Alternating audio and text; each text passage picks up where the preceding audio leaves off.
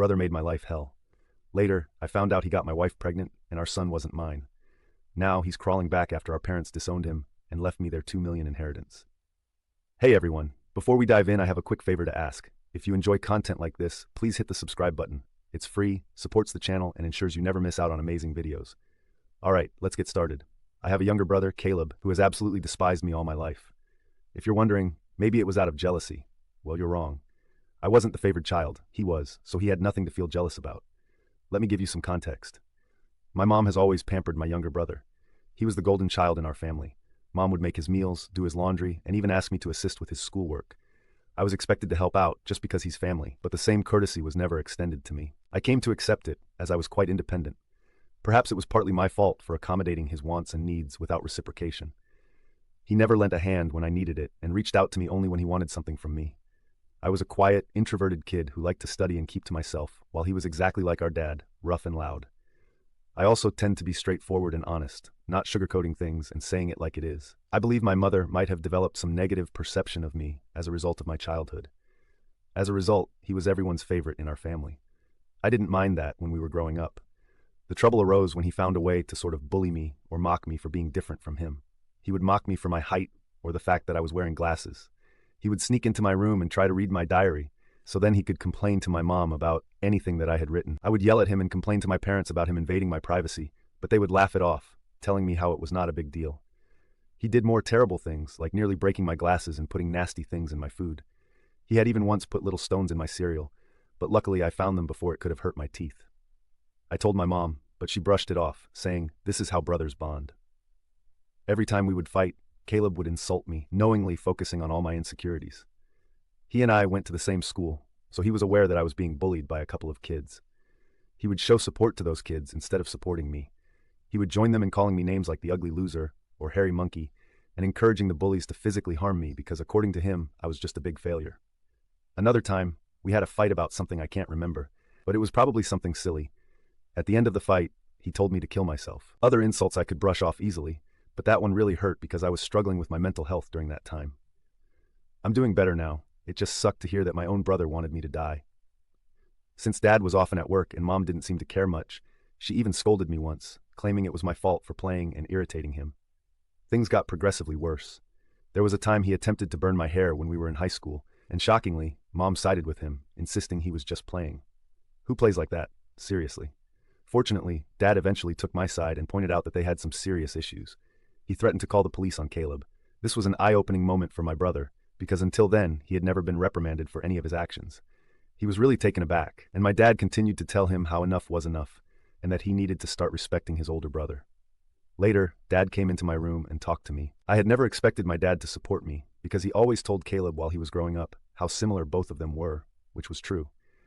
Dad told me that he had patiently waited for years for Caleb to grow up, thinking maybe he was just being an immature kid, but he was slowly starting to realize that Caleb was becoming a big bully. When I heard my dad say this, I felt so validated that I almost broke down in tears. I confessed to my dad everything that Caleb had done to me over the years, and even opened up about the bullying in school. My dad was shocked that I was going through so much. The next day, he went and talked to the principal so my bullies could be warned about severe consequences if they continued. Later in the evening, my dad enrolled me in MMA at our local gym. He told me that I needed to man up and stand up to bullies in my life. I will admit that a nerdy kid like me trying to learn to fight must have been laughable to watch. However, like everything in my life, I am very focused when I want to learn something. I carved out time for my studies so I could work out every day and go to MMA classes. Not to brag, but it completely changed my life and my physique. One day Caleb was at it again. He had stolen my pocket money, which we used to get if we helped our parents with doing chores. I had been saving my money for quite some time. Caleb had sneaked into my room and taken my money. I caught him when he was about to cycle off with his friends. I firmly told him to give me back my money since he knew stealing was wrong, but Caleb snickered and taunted that all I could do was run to Daddy for help. I don't know what came over me, but I gave Caleb a resounding punch to his face. He was stunned in silence as he fell backward on the ground. I picked him up and took out my money from his trouser pocket and then threw him back down on the ground. Caleb started to cry loudly like a little baby. It was comical to see a teenage boy crying on the ground. However, my mother came running out the door, hearing her baby boy, to help him up and find out what had happened. When she learned that I had fought with him, she was surprised and then started to reprimand me. She told me that as an older brother, I should teach better things to Caleb, while Caleb seemed to be enjoying seeing me being chastised. My mother also complained to my dad about how I had thrashed Caleb up and how I needed to be controlled.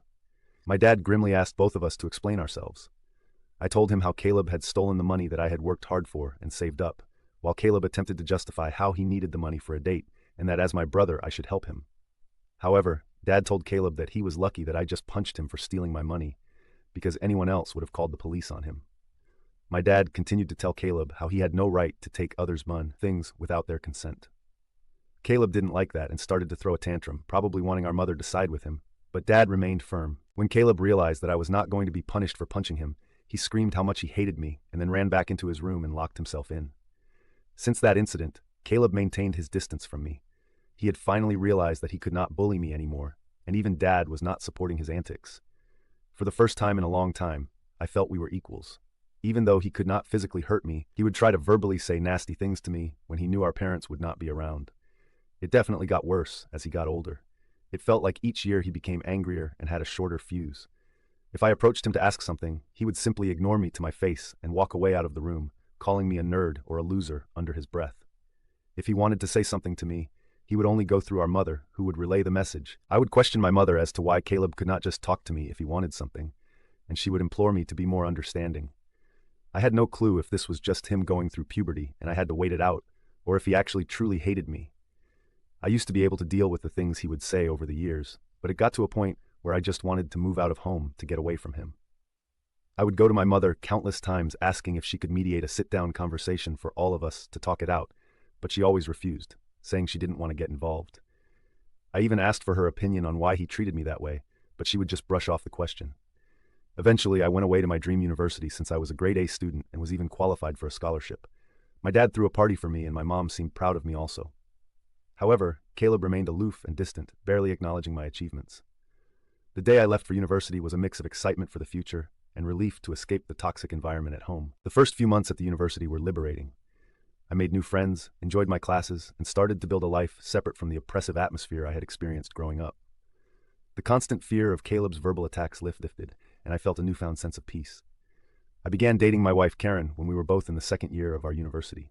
My friend introduced us at a frat party, and we clicked right away. Coming from a religious family, having kids without being married was a big no-no. However, we found out she was pregnant when we were in the last year of our university, which prompted us to get married as soon as we graduated. Our wedding was a small but peaceful ceremony. Our parents were happy for us, and we had a good time at our wedding. At that moment, I believed she was the love of my life. I always held the mindset that I wanted monogamy in life. One woman to come home to and be with for the long haul. Despite women trying to engage with me over the years, I never pursued anything because I was genuinely content in my marriage. Karen was my dream girl, and I never wanted to hurt her. However, over the years, there were 2 occasions when I discovered she was being unfaithful in our marriage. One was an off-and-on affair that lasted a few years with her married coworker, and the other was a fling with an ex she had dated in high school when she went to visit her family states away. I'm sure there will be people who might call me foolish, and looking back, I can't really deny it myself. After a period of separation in both situations, I made the decision to forgive my wife. I never wanted to raise my child in a broken home, and I genuinely believed we could overcome these challenges. We were quite young when the situation with her coworker occurred, so I chalked it up to youthful mistakes and not thinking things through. For a while, things seemed okay with us. I could never fully trust her, but I tried my best to push aside my doubts because I knew that if I chose to forgive her, I had to work towards moving past it and starting with a clean slate. It's been 4 years since the second time she was unfaithful, and I felt like I made the right decision by giving her a chance to show that she still wanted to be in our marriage. For years, Karen seemed to have changed, and we were genuinely happy with plans set in motion for the future of our family. However, 3 months ago, my reality was once again shattered by yet another incident, which in my mind was far worse than the others, when she revealed that she had been sleeping with someone for quite some time and suggested that our son might not even be mine. Hearing her words, I felt like the ground had been pulled out from under me. A mix of shock, betrayal, and disbelief overwhelmed me. I struggled to comprehend the enormity of what she had just disclosed. In a daze, I managed to ask her why she had kept such a significant secret and how she could have done something so devastating. Her reaction was a cold and indifferent demeanor. She seemed detached, almost unbothered by the pain she had inflicted. Her responses were vague, leaving me with more questions than answers. It was a surreal and painful moment, confronting the shattered trust and the uncertainties about my own family. I continued to ask Karen to tell me the truth because I felt like I deserved to know the father of the child, since I had been literally raising our son since the beginning. In the end, she admitted that it was Caleb. My eyes widened in shock as I asked her what exactly she meant by that. This is when Karen told me how she and Caleb had become friends back when I had introduced Karen to my family, and she had stayed with us for Thanksgiving up until the New Year's. I remember Caleb, who was usually cold to me, was quite polite and warm towards her. I was glad, since I did not want to make Karen feel unwelcome. She wanted to be accepted into my family, so she would spend significant time hanging out with my mom whenever she could. She noticed that Caleb and I were not that close and questioned me about it. I finally opened up to her about my childhood equation with Caleb and told her how we might never be able to repair our relationship since he never could move past his feelings. Karen understood. However, she started to include Caleb whenever we would go out, perhaps hoping that both of us would warm up to each other. If we were going to watch a movie, she would invite Caleb, and then we would have to watch whatever movie Caleb wanted to watch. I guess during this time, Caleb and I did talk a few words here and there, which was a significant improvement compared to how he had been giving me the silent treatment for years. I do remember Karen and Caleb would hang out and play video games together, but I never thought much about it. Karen told me how one day Caleb opened up to her about his struggles and his recent breakup with his then ex-girlfriend. He seemed so vulnerable with her, and they struck a friendship. She said how he would sometimes harmlessly flirt with her when I was not around, and apparently, one thing led to another, and she could not control herself anymore. I closed my eyes as the vision of my wife and brother sleeping together almost made me puke. She told me how guilty she felt after that and ran away from him. After that, she decided to go back home, which was true because my girlfriend had abruptly told me how she wanted to go back home when I thought she would be spending the New Year's with me. I tried to convince her to stay, but she was adamant that she had to go. After the holidays, when we met in college once our classes resumed, she was back to her usual cheerful self, so I never questioned anything. 2 weeks after that, we found out that she was pregnant. Now Karen told me that she had no idea whether it was really my child or Caleb's, and she had no way to find proof. Because I was already stepping up, she knew out of the two I was a more dependable brother, so she decided to stay with me. And this is why we got married. I felt like my whole world was crashing down around me. The son I had loved and spent countless hours with may not even be mine. I questioned her if she had been sleeping with Caleb in the present times, and she nodded slowly. Karen told me how she and Caleb had always stayed in touch because their chemistry was undeniable. They would sneak off to hotels when she would lie to me that she was working overtime. She told me how half of her business trips were just romantic getaways with him. I asked Karen why she would even be married to me if she really wanted my brother. But Karen told me how she did not want to be the one to break off a marriage. And seeing how I was such a wonderful father to our son, she had stayed with me all this while. In her words, she had made a mistake and she didn't know when to stop. I simply told Karen that I was glad that she told me the truth and that I was going to pack up and move out. Karen started to cry and ask for my forgiveness, telling me how I was supposed to scream and yell at her, but here I was calmly thinking of my next move. I remained quiet while I walked to my cupboard and started packing some of my clothes into my suitcase. Karen kept saying how if I really loved her, then I should try to at least fight for her, and mistakes happen in every marriage. When she realized that I was not going to do anything, she changed her tactic and told me how my son would be affected if we got a divorce and how children should not be brought up in a broken home. I reminded her how I may not even be the father, which then reduced her to tears, and she started to yell at me about being cruel and how I could easily walk away when I had been there for the child since his birth. It seemed like my wife believed there was nothing that could make me want out of our marriage. I guess it was partly my fault for letting a lot slide in the past. While I did have some love for her, it felt more like it stemmed from the fact that I thought we had a son together and had been together since college. Karen continued to claim that it was not too late and that we could work things out, but I struggled to believe it and felt like I had no more patience to deal with her. Trust was a major issue for me, and her words felt empty. Even if I forgave her, I could never forget that she had slept with my own brother. I've always believed that people could make mistakes and be forgiven because we're all flawed, but this went beyond a certain limit. I left her crying on the doorsteps and checked into a hotel. The next day, I went straight to my parents and told them everything about my wife's affair with Caleb and how they had been sleeping together for years behind our backs. The shock on their faces was evident. My mother, true to her nature, initially tried to defend Caleb, telling me that this could not be true, since her boy could never do something like this to his own brother. Determined to expose the truth, I requested my parents to remain silent and allow me to call Caleb right in front of them. I told them to not make a sound since this is how I could expose Caleb's true colors. I wanted him to think that it was just a private conversation between us so that he could hopefully let his guard down. As Caleb picked up, I laid it on to him and confronted him with the revelation of his affair with my wife. Initially, he denied it vehemently and refused to accept it. Then when I told him that Karen had admitted to everything, he started to blame Karen, labeling her as characterless. He told me that it was not his fault if women were attracted to him and that he was the better-looking brother. I told him firmly that I was going to expose him in front of everyone. When Caleb mocked that no one would believe me and that he was the golden child anyway, I scoffed at his arrogance and thanked him for confirming the truth since our parents had heard everything. Caleb went quiet and then spluttered to explain himself, stumbling over his words in an attempt to salvage his image. My mother, still grappling with a shock, demanded an explanation from Caleb. He stuttered through a feeble attempt to justify his actions, blaming everyone else but himself and desperately trying to shift the blame onto Karen. I could see my mother, who was once protective of her favored son, now felt a mix of disappointment and anger. In that charged moment, I felt a strange sense of vindication.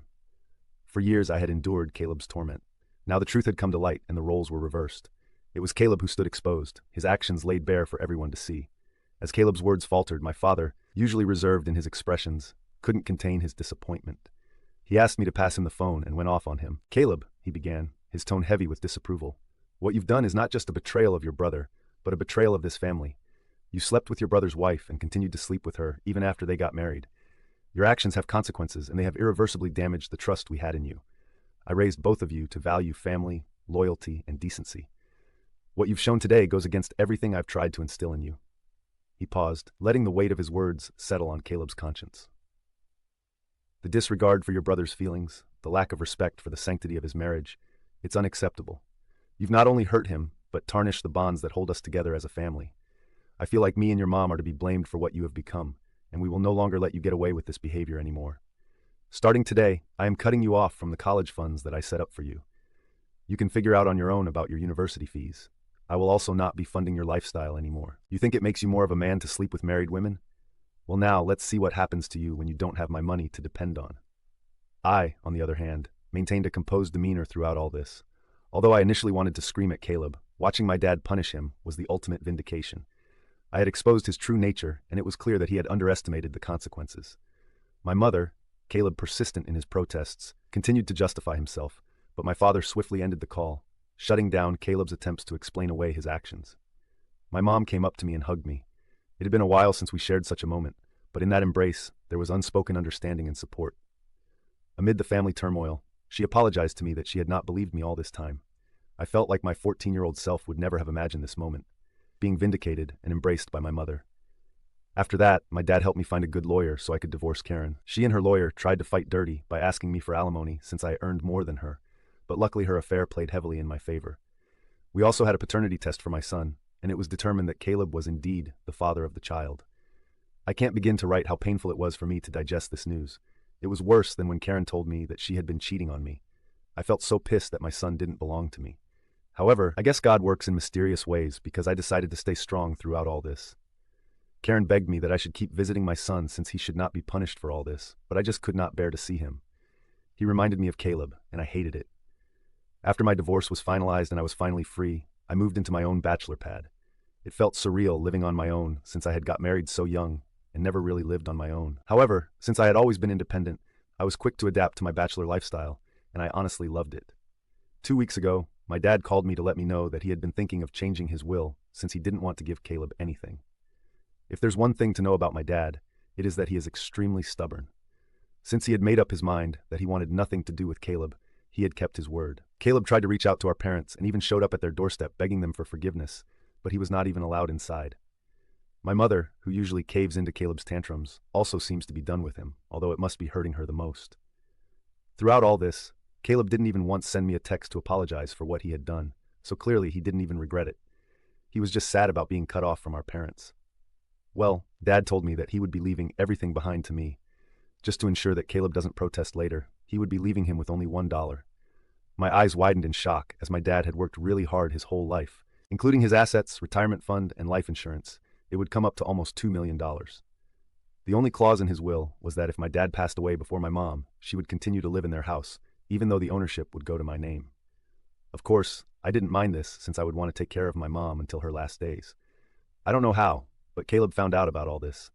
Since he can't reach my parents, he called me yesterday trying to mend things right between us. He told me how he had been having trouble keeping up with college, and that after Karen had found out about the paternity of the child, she had been pestering him about child support. He told me that he had no money and was looking for part-time jobs, yet could not find anything. He begged me to talk to our family so we could start fresh since he really needed my help. I started to laugh at his face and told him that I was so done with him and that he should have thought about all this before sleeping with my wife and getting her pregnant. Caleb started to argue that I was being unfair and that she was to blame also, to which I agreed and reminded him how I did divorce her, and now she was his responsibility. So he should not be calling me complaining about her or her child, since this was the consequences of his own actions. Caleb started to raise his voice, but I cut him off and reminded him that he was no longer the favored child in the family, but the black sheep who slept with his own brother's wife. Caleb started to cry at this point and told me how everyone had been on him, including our grandparents and relatives, which was true, but this was no longer my concern. I told him that we were done and to never call me again since I was no longer his brother. Since then, I've been replaying the conversation over and over in my head. Although I hate my brother, I had never heard him cry, at least not since we grew up. I won't lie, but it did hurt me a bit that he was this helpless. So I guess I'm here to ask if I should talk to our parents about him, or would I be an asshole if I don't? Update 1. Hi everyone. A lot of you have been asking me as to why I am no longer in contact with my son Henry, and some of you have also called me cruel. Well, I am sorry to say this, but I don't feel comfortable raising another man's child. This is not a stepson scenario. In this case, I was led to believe that he was my son, and then I discovered that he was in fact my brother's son. Of course, I am hurt and I have cried over it for days, but the reason I don't want any contact with Henry is because I no longer want Karen in my life. If I talk to her child, she will find a way to snake her way into my life again, and I need my own space. You can call me cruel or selfish, but I can't see him ever again, or at least until a very long time. Update 2. Most of you have correctly guessed that it was in fact my mother who told Caleb about my dad changing his will, and he called me as a last resort to mend things. I did confront her in front of my dad, and she broke down. She told me how I had punished Caleb enough and that he had learned his lesson. My dad firmly told my mother that if she felt what Caleb did was forgivable, then he could no longer stay married to her, since he could never forgive him for this betrayal. His threat seemed to shut my mother up. My dad made it clear to her that if she ever talked with Caleb and we found out, then she could pack her bags and just leave him. Like I said, my dad is a very stubborn guy. Hopefully my mother will learn from her mistakes. Update 3. Hi Reddit. It's been 5 months since my last update. My relationship with my parents has improved in the last couple of months. My dad and I go golfing every weekend, and he behaves with me more like a buddy than my own father. My mother, even though she misses Caleb, has stayed away from him. The last I heard about Caleb was from my cousin, who told me how Caleb had been asking everyone for money, and in the end had to drop out of college when he could not afford to pay his fees anymore. He and Karen are living together, and he even has a job as a part-time mechanic, apparently. I think they are raising Henry together, which is a good thing, I guess. I never bring up Caleb in my discussion with my parents, and neither do they. For everyone asking, I am doing quite well. I was promoted at my job 2 months ago, so my salary has improved significantly. I haven't been dating anyone since I feel like I still need time and space to heal. I've been going for a few therapy classes, so I guess we will see how that works out.